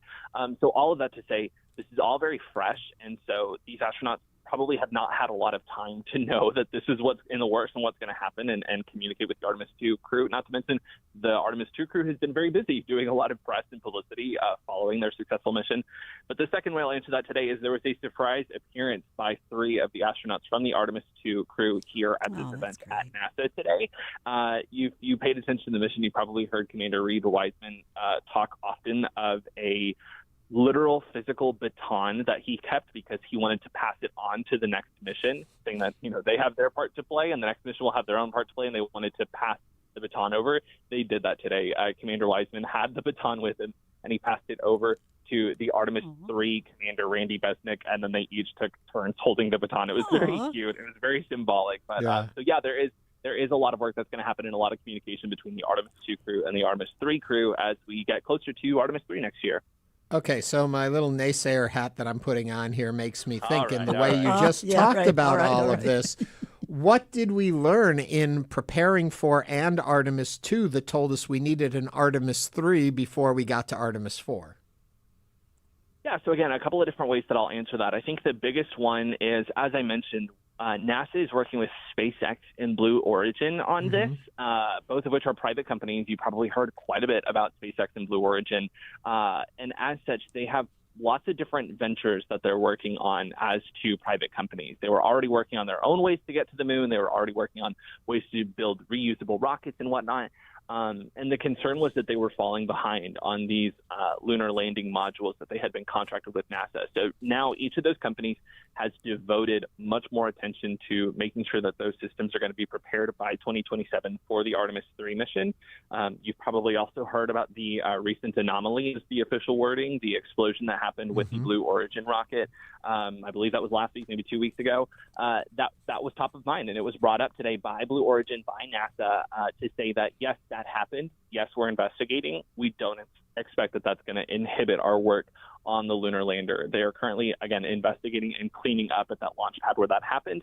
And soon enough, they're going to get it prepped for eventually sending their own lunar lander, not necessarily the one that's going to be used for Artemis III, but their own lunar lander on there to continue moving forward with this progress. You mentioned who the crew is and that this was the announce of the crew. How early on do we know who these crews are? How early on does NASA know? Do they already know who's going on Artemis IV and it just hasn't been announced yet? Or is that something that happens closer to missions? That's one of those, behind closed doors. Nobody knows for sure. I'm sure that NASA has certain people that they're eyeing, certain people that they're considering for these missions, but it's very secretive, this whole process. That, I just a couple of weeks ago was at an event with one of the vehicle managers from Artemis II, who was working here at the Johnson Space Center. And she made a joke of like, don't even ask me who the Artemis III crew is because they won't tell me. That's not something I'm privy to. I couldn't even lie about it. Like, I just don't know. So it is very locked down. It is very secure.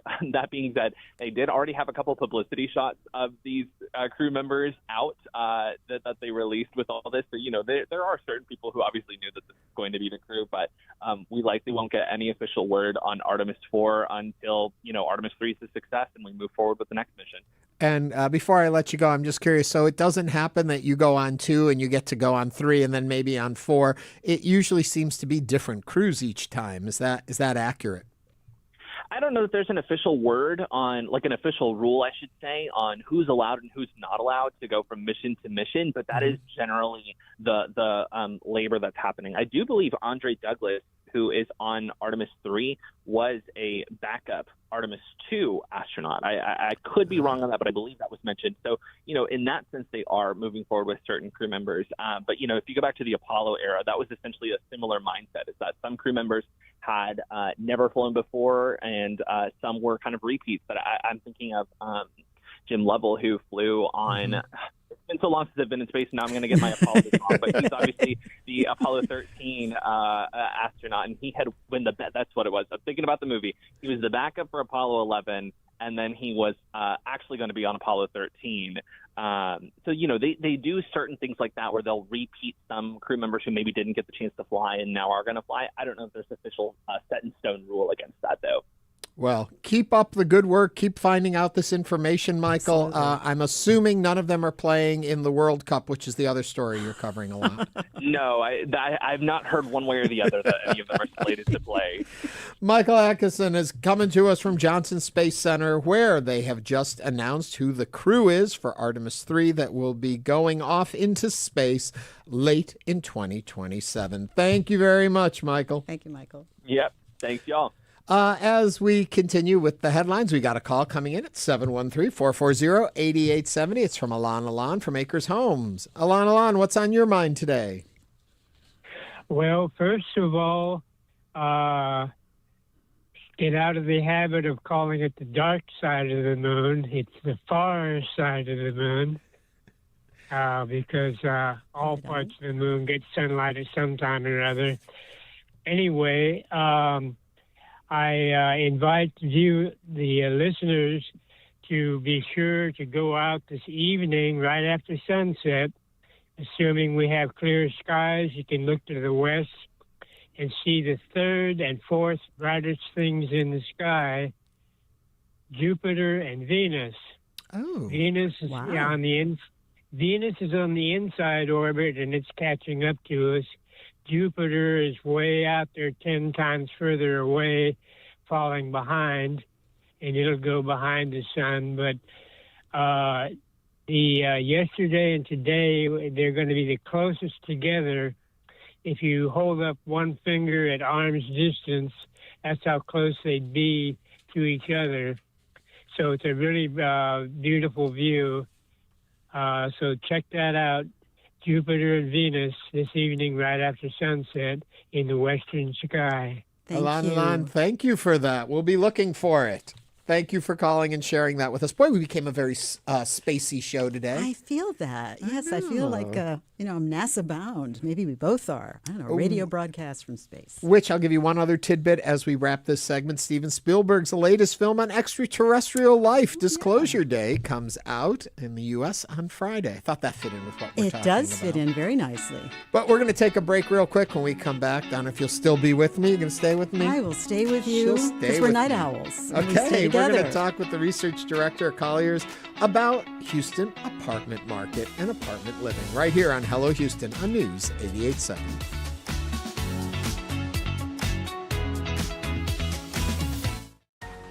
We know you value Houston Public Media. That's why you're watching right now. So take the next step and become a new member of the station you rely on. Every gift makes a difference. And what matters most right now is supporting the station that brings you the news and information you rely on. It only takes a minute to make a big difference. So join as a new member today at houstonpublicmedia.org/donate or call 800-364-8300. I'm Scott Tong. An investigation by the Associated Press and KFF Health News finds immigration facilities are not providing adequate medical care. Detainees are not getting necessary medications on time, infections and cancers are not being treated, and there's inadequate prenatal care. Medical neglect at ICE facilities. Next time, Here and Now.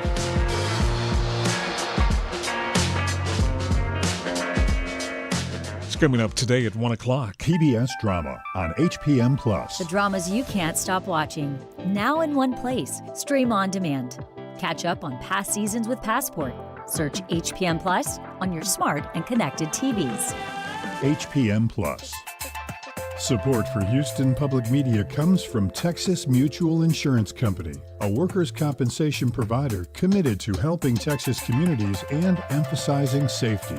More at texasmutual.com/TexansGetIt. Support comes from Chariot Energy, a member of Hanwha Energy USA, a retail electricity provider offering simple, sustainable energy plans to residential and commercial customers. Details and plan options available at chariotenergy.com. Support comes from Metro. World Cup planning includes transit improvements intended to serve Houston after the final match. Metro provides bus, rail, and paratransit service and continues mobility enhancements across the region. More at ridemetro.org/Metro Now.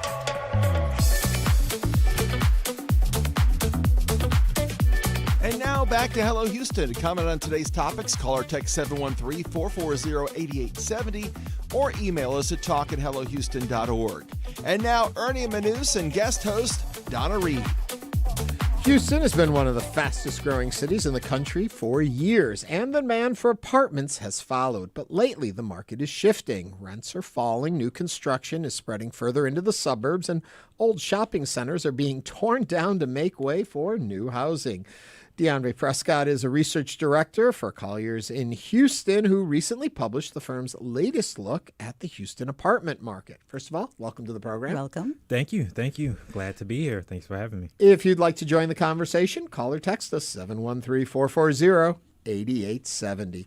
I guess to start the conversation is people's concept of apartment living, I think, has shifted a bit. There was a while back with the housing bust and booms and different things, and people look at apartments differently. Today, how do people see apartments? Are they starting kits, a first place out, a place to go when you can't afford something more? Or are people making the decision that is a way of life we embrace? Yeah, I mean, I think that question kind of depends on your age demographic, and I think the younger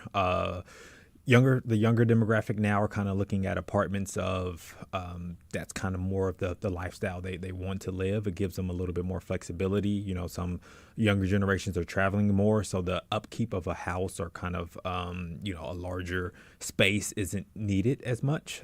So they're now looking at apartments, as kind of their go-to. Then a lot of these apartments now, they're becoming more amenity rich. So you're having your fitness center, you're having, your amenity rooms, your pools, your hot tubs. So it gives them just more flexibility. They don't have to worry about the upkeep that they would have to have if they had a house. They can just kind of call the maintenance person and, get things fixed. And but then you have, kind of your older generation of, kind of having the apartments more of a temporary space. And then you have kind of your families, obviously, they're wanting more space. So they're kind of thinking apartments a little bit more temporary. I do think we've kind of seen a little bit more of a shift too over the last kind of couple of years as interest rates kind of rise.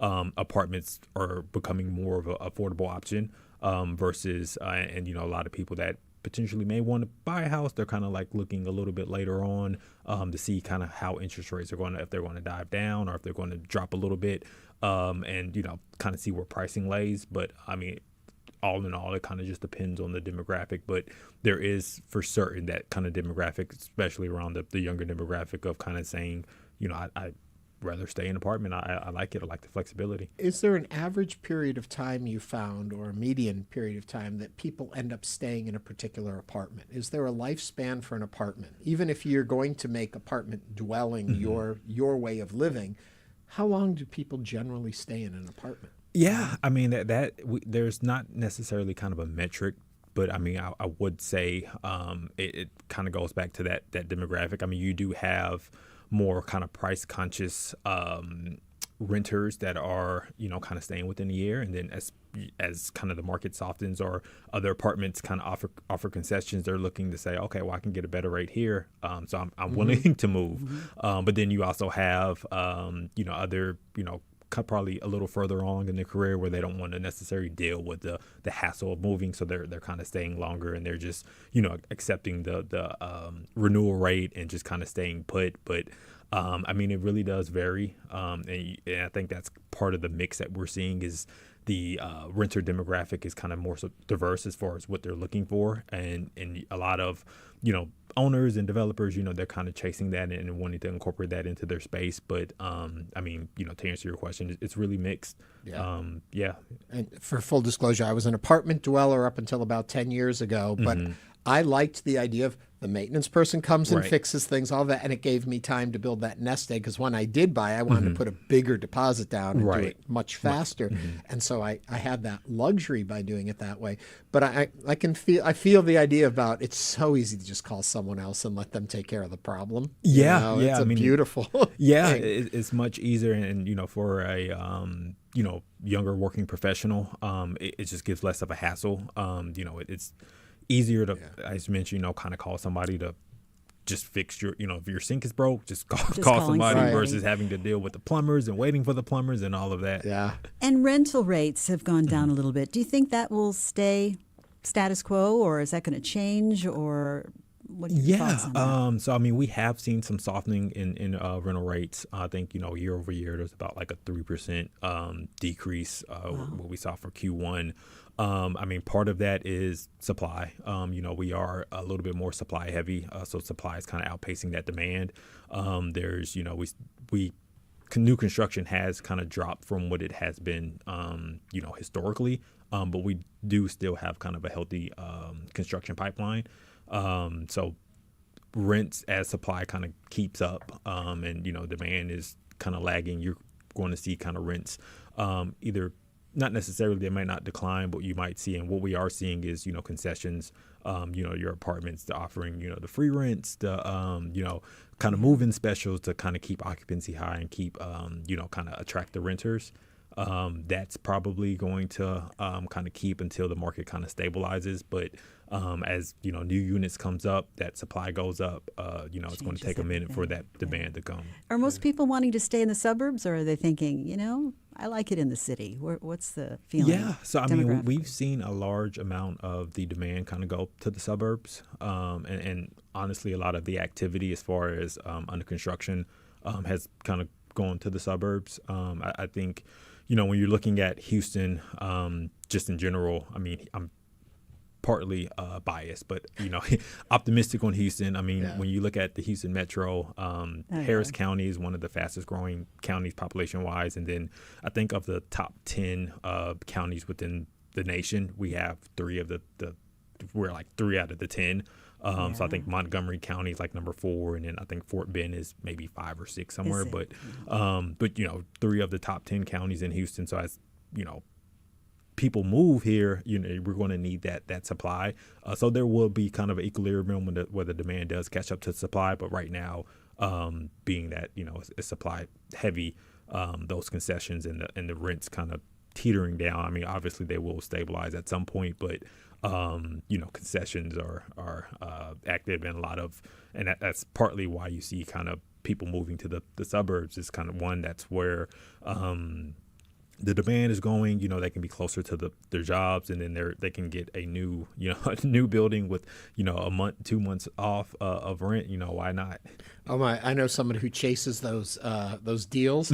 Well, if I rent here, I get that offer there, and I rent there, and it's always like, but it's not your first 2 months you get free. It's not like you can move in and get 2 months free, and then you can move out to somewhere else. There are contracts. Always make sure you look at all the details in those kind of programs.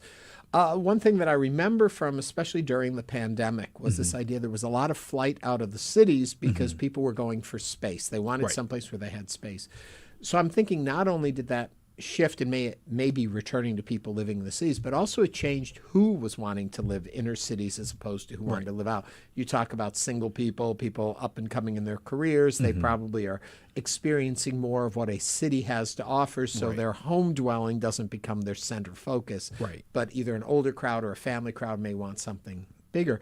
Are you seeing families taking up apartment living? And if so, when they're developing new apartment spaces and such, are there apartment builders, contractors, whatever, thinking in terms of that? Is there a market out there? Right. I mean, I think, part of it all is, you're building your apartment complex and you want to have you want it to pencil. So you want to have a certain amount of units.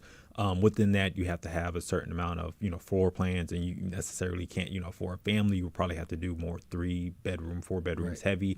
So the layout may not kind of sit that, but I think what you're seeing is, especially with the suburbs, I mean, outside of the apartments, you have kind of a live, work, play kind of dynamic. So you are seeing the families, but you also are seeing kind of young professionals move to kind of more suburban markets, because you're seeing some of the suburban markets more so kind of start to cater to that towards the retail, and there's more things to do, and you kind of have the town centers that are kind of popping up, and you're having the retail and the kind of the mixed use, and you're seeing more of that kind of come in a lot of these suburban markets. So with that, the need to be in the city isn't necessarily as much. So you are seeing, outside of the families, you are seeing kind of more of the younger professionals not necessarily having to be in the city for that kind of hustle and bustle and for the things to do, because there's things, they can kind of live, work, play within their suburban kind of market and kind of keep it there. So,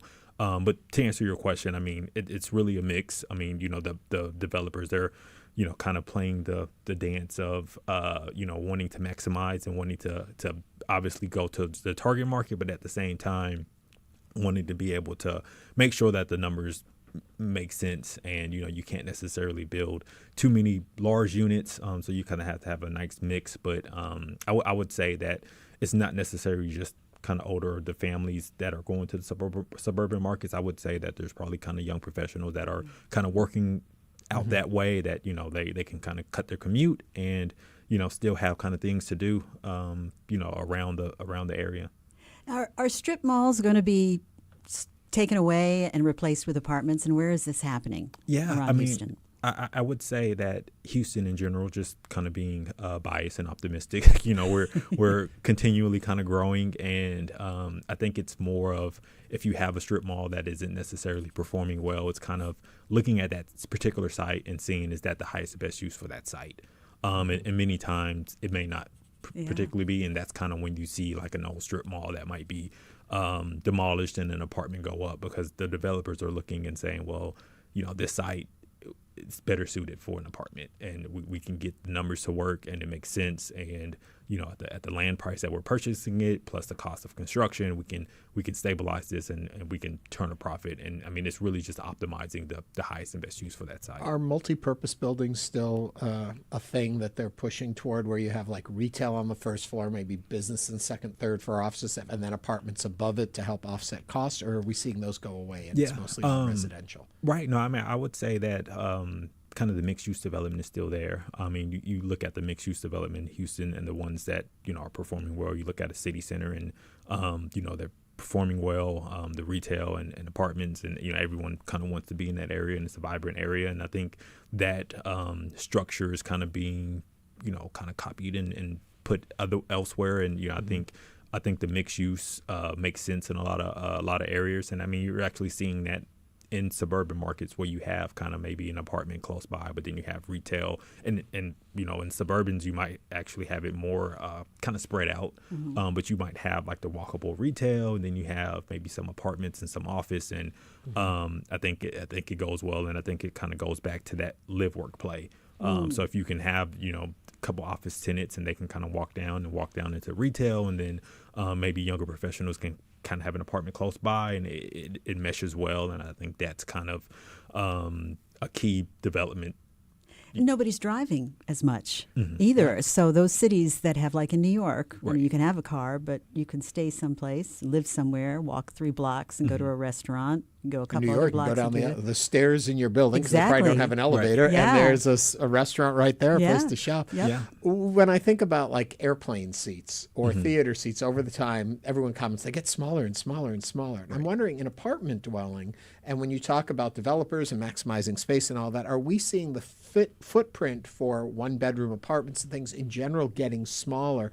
And is there an argument for older buildings have larger footprints for size of apartments as opposed to newer buildings, or is that not being realized? I mean, I wouldn't say that there's a kind of a trend of units getting smaller. I think it kind of goes to depending on the area. If you're in a kind of a dense area and you're going to see your apartments kind of be built more up, and kind of the high rise, you're naturally typically have smaller units size. But then your suburban markets where you have more land and you can kind of spread out the your building, you typically might see larger units.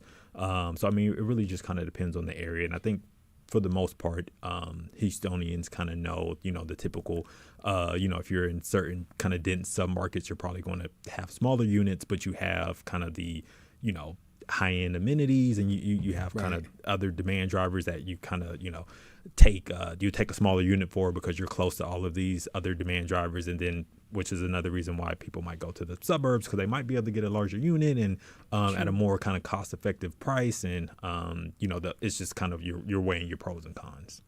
The other area that fascinates me when I think about all this is, for a long period of time, there was a push towards condos. Apartment buildings, you buy the apartment, and then the amenities and all of that. Are we still seeing a lot of development in that area, or has kind of the rental market said, hey, we give you more options, more freedom in a sense? Yeah, I mean, I would probably, if I had to say, I would probably say you have more heavy apartment buildings versus condos for sure. But I mean, I think the condo aspect is still probably there. It's just a matter of the numbers, getting the numbers to work as far as how much it's going to cost to build each unit, and then, kind of your sellout, and are you going to be able to sell each unit within, time frames. And then you have, I think with apartments, you might have a little bit more flexibility when you're kind of, underwriting to build an apartment, as far as, you don't have to necessarily worry about, I mean, you take interest rates and things into consideration, but it's not necessarily a factor of your, versus a condo. The interest rate might actually be a factor of your sellout, because, if the interest rates jump or decrease, the amount of buyer pool might shrink or expand, or so there's a little bit more kind of a nuance with the condos, I would say, versus apartments. But I would say for sure we've seen more apartments than condos. For the more mature population, I know this is independent. Each person has a different situation they're in. But in general, would you say it's fiscally, is there a fiscal positivity, there's a terrible way to word it, for folks that are retirees and such to give up the house to go into rental?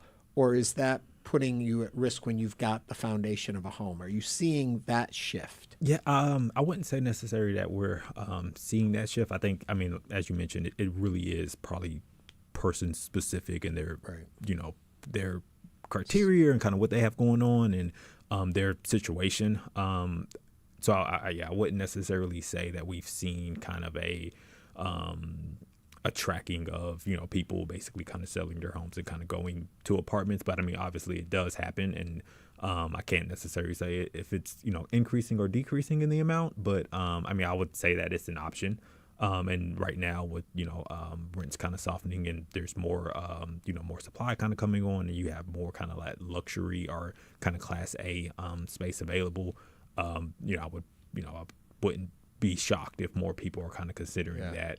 When you say softening, though, what brings to my mind is it can also be hardening then. So as the prices go down, they can go up. And I think that's the one thing that may scare people in the idea of renting is you never know, you don't have a guarantee where rent is going to go. Is there any kind of guarantees out there about it? Is there any kind of regulation that's been put in place?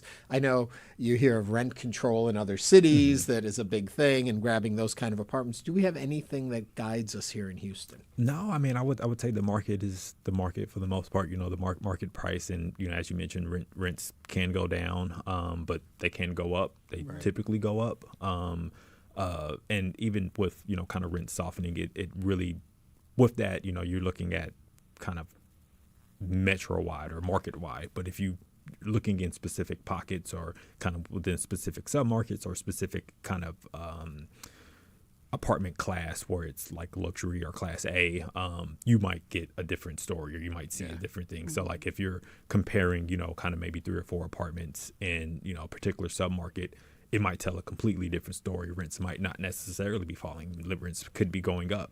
So, when we say that rents are kind of softening, we're looking at it on kind of a large scale. But when you kind of drill in and maybe look specific into certain submarkets or kind of certain apartment types, you might see a completely different story. You might see, rents are stable, or you might see rents are going up. So I would, kind of caveat that is that, rents can go up and they typically do trend up. But yeah, so and there's nothing really to stop that outside. 2 quick questions before I let you go. Yeah, I'm curious, when looking at apartments, is rent per square foot something you should pay attention to, or should you be looking at amenities and location, all that separately than that? When you're buying a home, everyone's always like, how much per square foot? But in rental, should you be using a tool like that as well? I would say you would use it all in totality. You would, as a renter, you're probably comparing your budget as far as how much you can spend, and then you're also kind of comparing what's important to you. Mm-hmm. Some people, having a fitness center is a must, and they would pay more if the fitness center was kind of a more luxury, more not just equipment, an exercise bike and one weight sitting in the corner. Right. So that might, and we've seen those. And they may be willing to pay more per price and get a smaller unit, but they have a really luxury fitness center. Then for some other people, fitness center might not even be a thing, and they really want space. So I mean, it really do depend on. I would say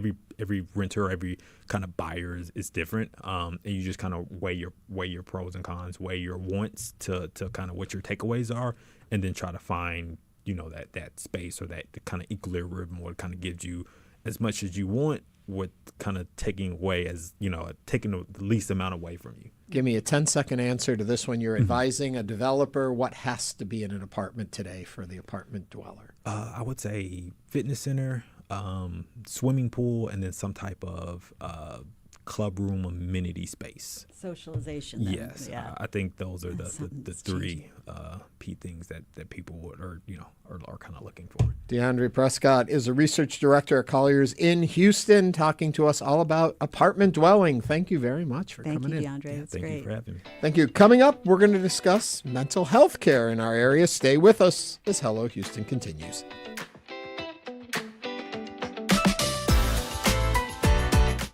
It's not just your car. It's the one that brought your kids home from school, took you cross-country, held memories, laughter, even a few breakdowns. When it's time to let go, give your car a new purpose.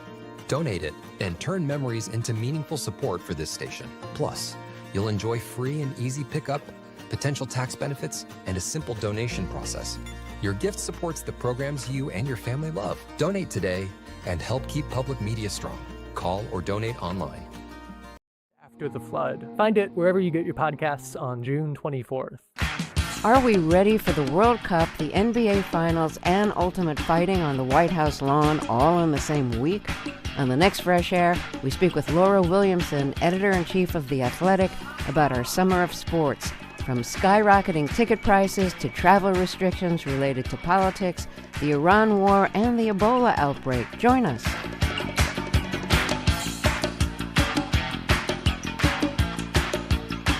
You can listen to Fresh Air tonight at 8 o'clock. Support comes from Pearland, Texas, a community supporting innovation in business, science, healthcare, energy, and inspiring their citizens. More on innovation happening in Pearland at pearlandedc.com. Pearland, innovation lives here. Support for Houston Public Media comes from listeners like you and from St. Luke's Health and the St. Luke's Foundation, supporting clinical excellence, compassionate care, and a healthier future for all. More at supportstlukes.org. And now back to Hello Houston. To comment on today's topics, call or text 713-440-8870 or email us at talk@hellohouston.org. And now Ernie Manous and guest host Donna Reed. Mental Health America of Greater Houston is the longest-serving mental health education and advocacy organization in the Houston area. It's founded back in 1954. The nonprofit aims to help individuals and families access the care and support that they need. It's a challenge many Texans dealing with behavioral health conditions often encounter. And to address this issue, the nonprofit launched Care Connect. It's a new program designed to help make accessing mental health care and resources easier by removing common barriers. So to tell us more about the program and the current state of mental health access in Texas, we're joined by Andrea Usanga, the Chief Strategy and Innovation Officer at Mental Health America of Greater Houston. Andrea, welcome to Hello Houston. Thank you for having me. Great to have you in here today. One place I'd like to start with, is it that people aren't seeking help, or is it they don't know where to seek help? What is the bigger challenge?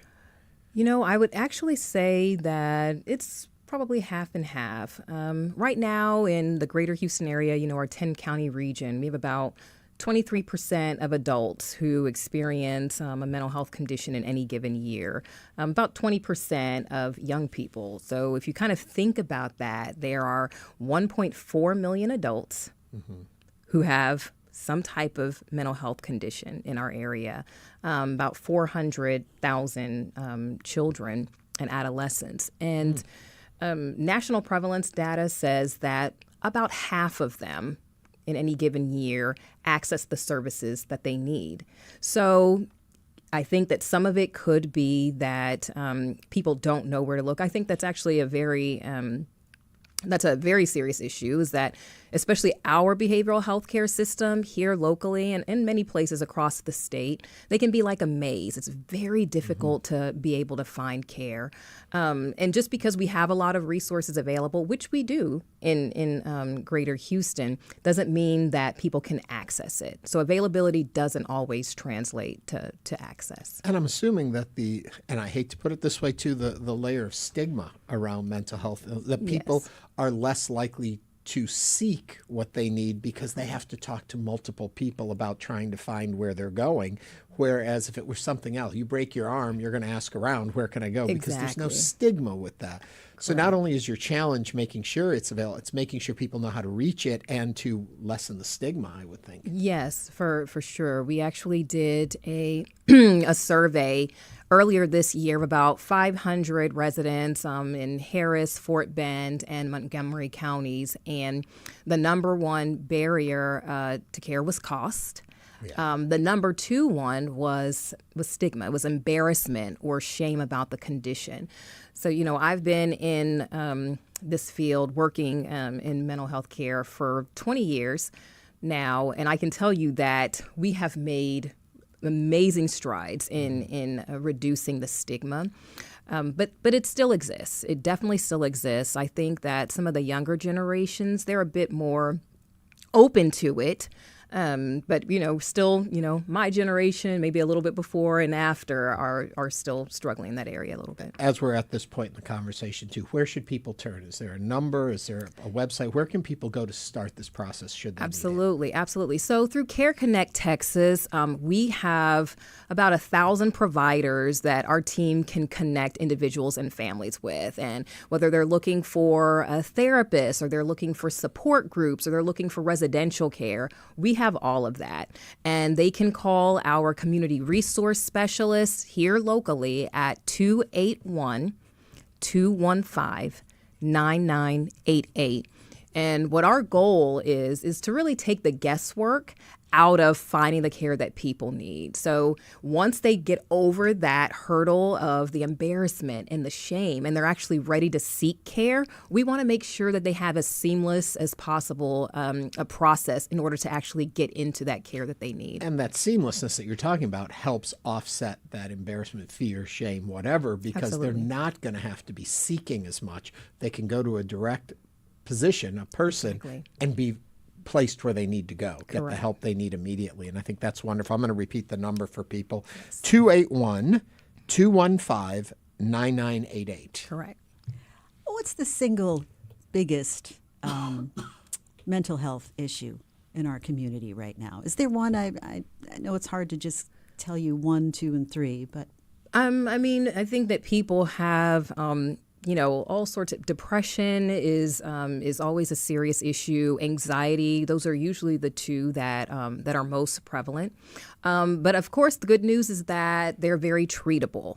And I think that that's something that people need to understand. And that could also be a reason why people don't seek care, is that they're like, oh, well, I'm feeling this way, or I've been diagnosed with this, and they feel that that's the end. And it's not the end. Treatment is actually very effective, and people who are able to access that treatment can live resilient, productive lives, right? They can get back to being themselves when they're able to access the care that they need. So, what do you think makes this stigma so prevalent with different generations? And the younger generation seems to, oh yeah, I can talk to anytime, 24/7, and they're on their phones all the time, so it's not like they're seeing people. Right. I think that even with all of the mixed bag that social media, right, has been, I think that it has helped to reduce the stigma amongst the younger generations. I can just a quick example, and this was me in a past life when we were working on a mental health presentation for high schoolers, and we had a stigma section in this presentation because we had been presenting to adults, and you need a stigma. You always need that stigma section for adults. But when we went before these high school students, it fell flat. That stigma section of the presentation fell flat, and we actually ended up having to take it out because we would say, so what do you think of when you think of mental illness? And when you're used to talking to folks my age, nuts, crazy, and, all those sorts of things. But with these young people, the answers were depression, anxiety. So, I mean, it was amazing to see. It was really heartening. And I do believe that social media is probably a large reason why there's probably less stigma among those, because, there's a lot of, for better, for worse, some good information, some not so good, but there is a lot of mental health information that's available right at their fingertips. Through with social the work media. you're doing, it's more than simply giving people a list of available options that are out there. Why have you approached it in the way you have of the human contact element? So we do, I should say as well, that we do have a website where, if you're kind of the do-it-yourself, and again, maybe for the younger folks who are used to just jumping on, searching and finding what they need and getting out, Care Connect TX, careconnecttx.org. We encourage folks to go there. But for those individuals who need a little bit more assistance, or they want to kind of have that personal connection with someone, we do have community resource specialists who are bilingual, by the way, in English and Spanish, and who also have lived experience of obtaining these counseling services themselves. They're actually also both in school. They're in graduate education programs in social work and counseling to be able to learn more about it. But they can use their personal experiences to kind of help guide people along this path of seeking the care that they need. Perfect. Because as I said earlier, it can be a maze. It is not an easy system to navigate on your own. And so we have these individuals here who can walk with a person on this journey with them. And we just think that's really important, especially for those who may be seeking care for the very first time. Do you see a shift in what folks are looking for now as opposed to 10, 20 years ago? Are there different issues facing the community? That's a great question. I think that maybe people were looking for a lot of inpatient care some time ago, and we have built, we've brought on, since I started on, hundreds actually of additional beds right here in Houston, inpatient beds. But I think that we would get calls for, someone, we do get a lot of calls from parents of adult children, and they're like, we got to get our son into the hospital, or we have to get our daughter into the hospital. I do think that maybe now, because we're able to address issues a little bit earlier, that people are looking more for therapists. Someone when you're to talk to. That's right. So, when you're at that point of asking for a hospital bed, that the person has already deteriorated into crisis. Yeah. And so it may be that we're just doing a better job through awareness, Let me really quickly cut you off right there for a really quick pitch to folks that are listening. Who should be reaching out to you? I'll say everyone. If you have never, if you think that you're experiencing some type of mental health condition, even if you're sad and you don't know what's wrong and you don't know where to go, call us. If you've received services before and you didn't have a good experience with that therapist, call us. Okay, I got to wrap you right there. Just call you guys. That's it. 281-215-9988 or careconnecttx.org. Andrea, thank you very much for coming in with us. Our pleasure. Andrea Usanga is the Chief Strategy and Innovation Officer at Mental Health America of Greater Houston. And we're out of time. Thank you for joining us. Donna, thank you for sitting in with me today. It's gone by so fast. It has. All the so guests fast. have been great. I love seeing them in All the I studio. can do is say goodbye. We got to get out. Okay. So long, everyone. See you tomorrow. Thank you. Thanks for listening to Hello Houston. Join us every Monday through Friday from 11 a.m. to 1 p.m. to talk all things Houston. The Hello Houston production team includes Garrett Bowman, William Menjivar, Jen Altide, Todd Holslander, and Jim Kovacic. For the latest in local news, subscribe to the Hello Houston daily newsletter at houstonpublicmedia.org. Support comes from Metro. World Cup planning includes transit improvements intended to serve Houston after the final match. Metro provides bus, rail, and paratransit service and continues mobility enhancements across the region. More at ridemetro.org/Metro Now. Your NPR station, KUHF Houston, a service of the University of Houston. Funding for Here and Now comes from MathWorks, maker of MATLAB